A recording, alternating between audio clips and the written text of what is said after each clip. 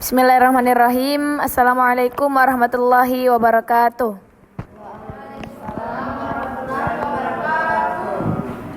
Baik, pemaparan materi selanjutnya yang akan dibawakan oleh kelompok 4 dengan judul Pemikiran Politik Khawarij dan Mu'tazilah.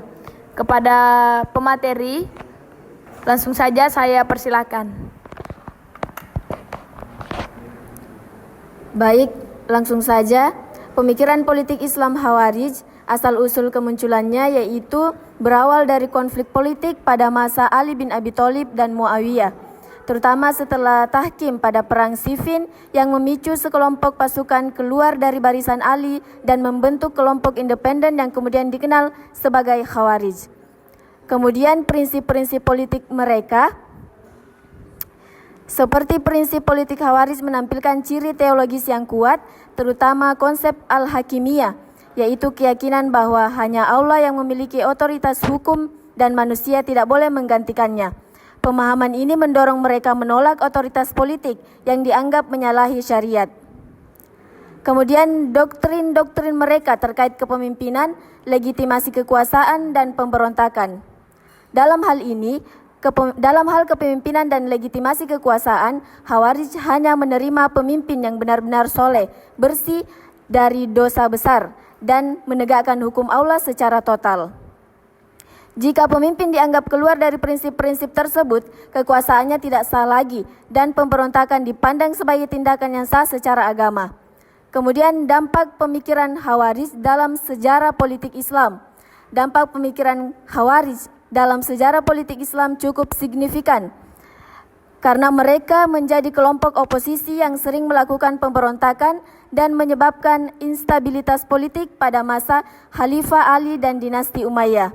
Kemudian secara intelektual, pemikiran mereka mempengaruhi diskursus teologi khususnya dalam perdebatan mengenai dosa besar, kepemimpinan dan legitimasi politik yang kemudian ditanggapi oleh kalangan Sunni dan Mu'tazilah. Pada konteks modern, beberapa ciri pemikiran Khawarij seperti rigiditas tekstual dan kecenderungan takfir masih digunakan oleh kelompok ekstremis sebagai pemberontakan ideologis. Selanjutnya akan dilanjutkan oleh teman saya.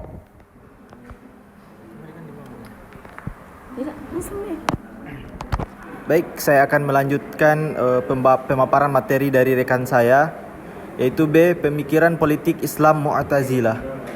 Latar kemunculan Mu'tazilah. Aliran Mu'tazilah muncul sekitar abad ke-8 Masehi sebagai respon teologis terhadap beberapa persoalan esensial dalam Islam, terutama terkait takdir, keadilan Tuhan dan kebebasan manusia. Mu'tazilah muncul di era dinasti Abbasiyah dengan tokoh pendiri Wasil ibni Ati yang menolak pandangan tradisional mengenai sifat Tuhan dan takdir manusia. Secara historis, dukungan politik juga memperkuat keberadaan Mu'tazilah pada masa Khalifah Al-Ma'un. Mu'tazilah diangkat sebagai doktrin teologi resmi negara melalui kebijakan mihnah. Akarnya juga intelektual. Mu'tazilah merupakan aliran kalam yang menekankan rasio atau akal dalam memahami wahyu, sehingga lahirnya sebagai sintetis antara tradisi keagamaan dan pemikiran filosofis. Prinsip rasional dan pengaruh dan pemikiran politik. Salah satu ciri khas Mu'tazilah adalah rasionalisme teologis, penggunaan akal sebagai instrumen utama dalam menafsirkan doktrin-doktrin keagamaan. Dalam epistemologi, Mu'tazilah akal manusia dianggap mampu menentukan baik dan buruknya tanpa selalu merujuk sepenuhnya pada teks wahyu. Mereka menegaskan prinsip tahsin wa taqbil akliyah, bahwa manusia bisa menilai perbuatan sebagai baik atau jahat secara rasional. Secara politik, rasionalisme ini berdampak pada konsep kepemimpinan dan legitimasi pemimpin. Mu'tazilah meyakini pemimpin dipilih oleh rakyat bukan semata-mata atas garis keturunan atau profil golongan tertentu. Pandangan ini mencerminkan egalitarisme. Semua individu muslim berhak dan bisa diangkat menjadi pemimpin tanpa diskriminasi suku atau status sosial tertentu. Rasionalisme Mu'tazilah juga menyokong pemikiran politik yang mengedepankan keadilan. Karena Tuhan adil, maka manusia pun diberi kebebasan dan tanggung jawab moral, dan pemimpin harus memastikan keadilan dalam masyarakat.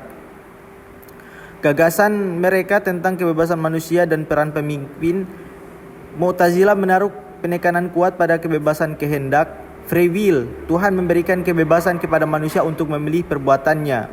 Peran pemimpin dalam politik. Menurut Mu'tazilah, pemimpin imam bukanlah hak eksklusif segelintir golongan, melainkan sesuatu yang bisa ditentukan oleh rakyat melalui musyawarah atau kesepakatan. Mereka menolak klaim bahwa kepemimpinan harus diwariskan oleh satu keluarga suci seperti Ahlul Bait. Baik, saya akan kembalikan ke moderator.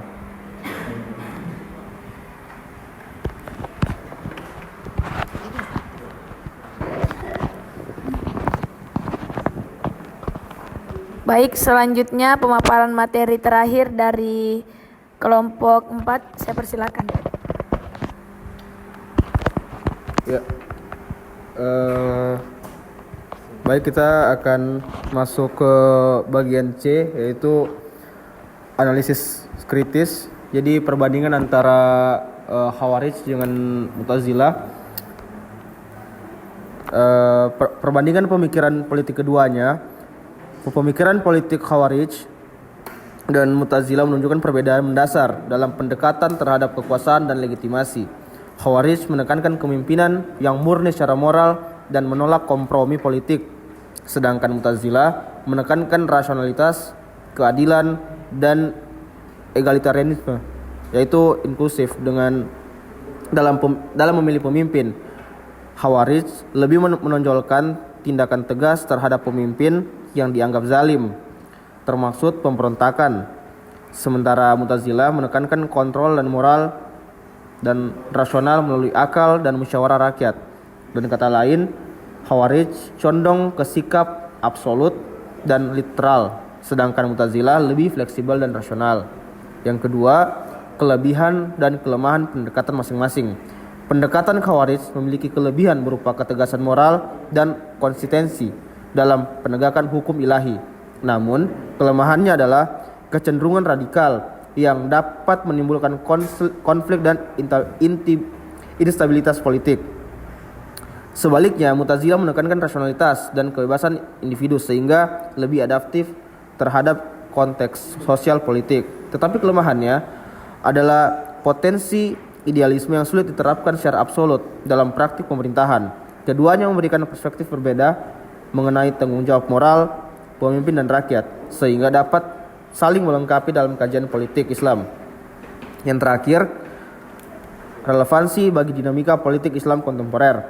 Bagi pemikiran kedua aliran ini masih relevan dalam diskursus politik Islam modern.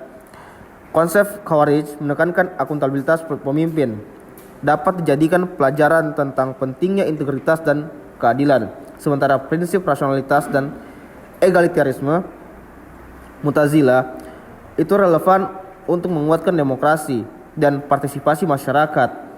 Analisis kritis menunjukkan bahwa pemahaman historis terhadap kedua aliran ini penting untuk menghindari intervensi ekstrim dan membangun model kepemimpinan yang adil, rasional, dan menghormati hak individu dalam konteks kontemporer.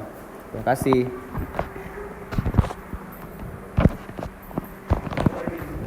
Baik, itulah tadi pemaparan materi dari kelompok 4. Selanjutnya kita beralih ke sesi tanya jawab. Saya membuka pertanyaan untuk 2 orang, 1 laki-laki dan 1 perempuan. Kepada yang ingin bertanya, saya persilahkan. Baik, terima kasih atas kesempatan yang telah diberikan moderator. Saya ingin bertanya kepada kelompok 4. Ya, apakah Mu'tazilah menolak doktrin-doktrin atau justru menerima doktrin-doktrin tersebut? Sekian. Oke, baiklah, saya akan bertanya kepada kelompok 4. Di sini di bagian B pemikiran politik Islam Mu'tazilah tidak dijelaskan secara jelas seperti apa itu pemikiran politik Islam Mu'tazilah.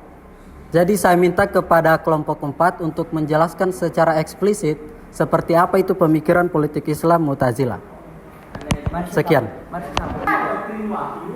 Assalamualaikum warahmatullahi wabarakatuh. Saya akan bertanya sama kelompok 3. Pertanyaan saya, kan tadi ada disebutkan tentang perang Siffin. Coba jelaskan apa masalah hingga munculnya perang Siffin serta bagaimana kepentingan dari aliran yang muncul dari perang Siffin.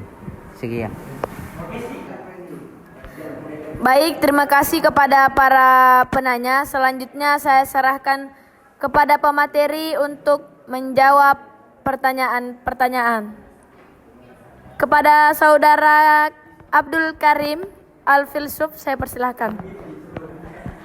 Baik, saya akan menjawab pertanyaan dari Saudara Rizky Aditya. Apakah Mu'tazilah menerima doktrin-doktrin tersebut atau justru menolak? Jelaskan alasannya. Jadi kita ketahui bahwasanya Mu'tazilah ini memiliki pemahaman konsep Islam teologis. Dia bermazhab rasionalitas, memahami konteks agama itu berdasarkan akal. Adapun unsur 5 prinsip dasar yang menjadi tolak ukur Mu'tazilah ada 5 yang dinamakan al-usul khamsah.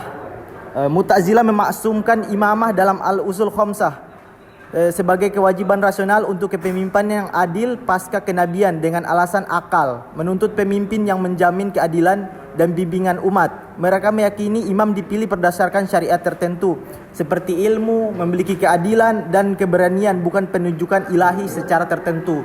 Berarti pemikiran Mu'tazilah ini berbeda dengan Syiah, yang mana Syiah ini memaksumkan khalifah atau pemimpin setelah Nabi. Berbeda dengan Khawarij. Khawarij itu mengangkat seorang pemimpin atau imamah itu tidak maksum.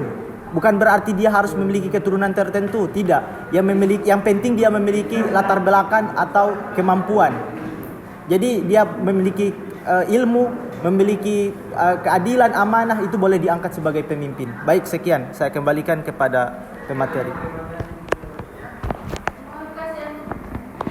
Baik, selanjutnya Saudara Ziyad akan menjawab pertanyaan dari Saudara Alif. Saudara Rafil.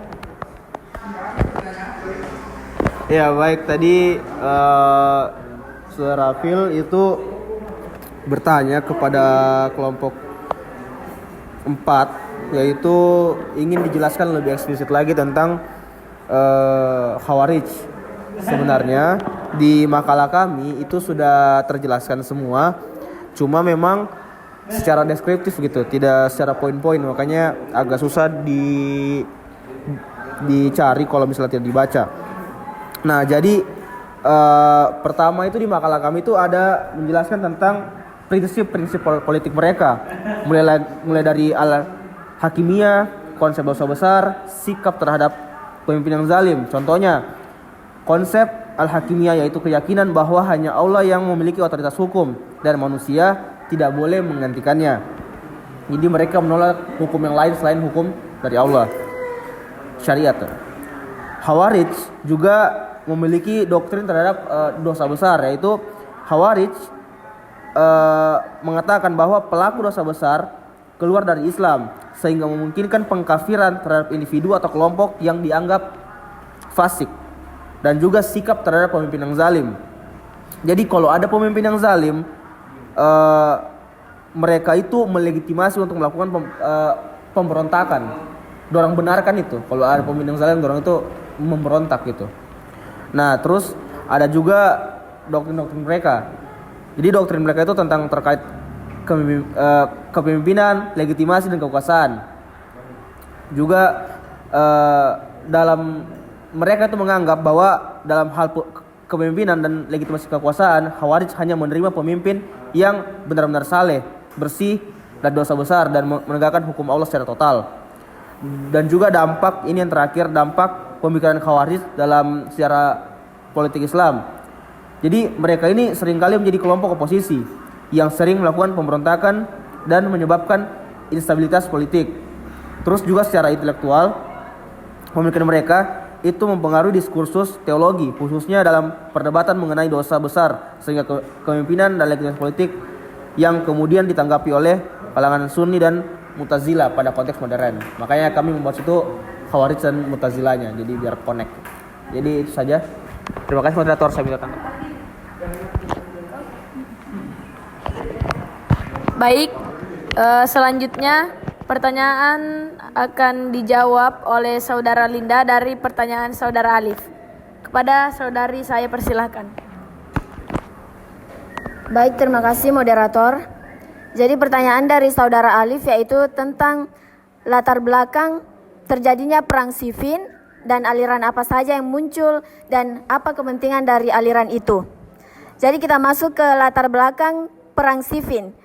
Itu terjadi karena perselisihan setelah wafatnya Khalifah Utsman, yang mana Ali bin Abi Thalib menjadi khalifah dan Muawiyah sebagai gubernur Syam menolak tunduk karena menuntut agar pembunuh Utsman dihukum segera. Ali merasa keadaan saat itu belum stabil sehingga hukum belum bisa ditegakkan secara tergesa-gesa. Kemudian perbedaan pandangan inilah yang akhirnya berubah menjadi konflik besar antara dua kubu. Kemudian setelah perang itu, terutama setelah perang arbitrase yang membuat banyak orang kecewa, muncullah tiga arus besar pemikiran. Ada kelompok yang kemudian dikenal sebagai Syiah, yaitu mereka yang meyakini bahwa kepemimpinan umat seharusnya berada pada keluarga Nabi, terutama Ali dan keturunannya. Ada juga kelompok yang keluar dari barisan Ali karena menganggap arbitrase itu sebuah kesalahan. Mereka inilah yang disebut dengan Khawarij. Dan mereka terkenal dengan sikap yang sangat keras dalam menilai siapa yang dianggap benar atau salah dalam agama.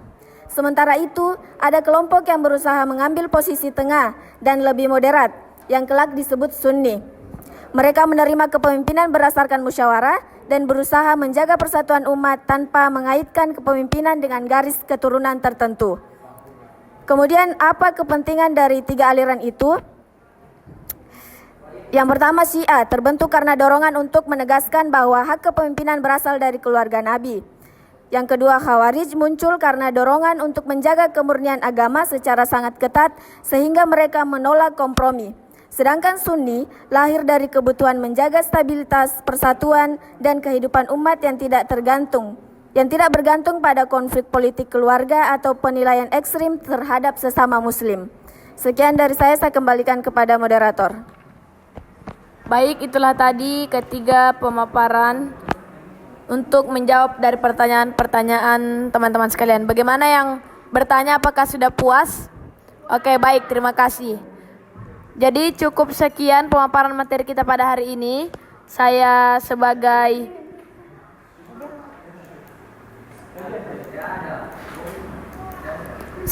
moderator pamit undur diri. Wassalamualaikum warahmatullahi wabarakatuh.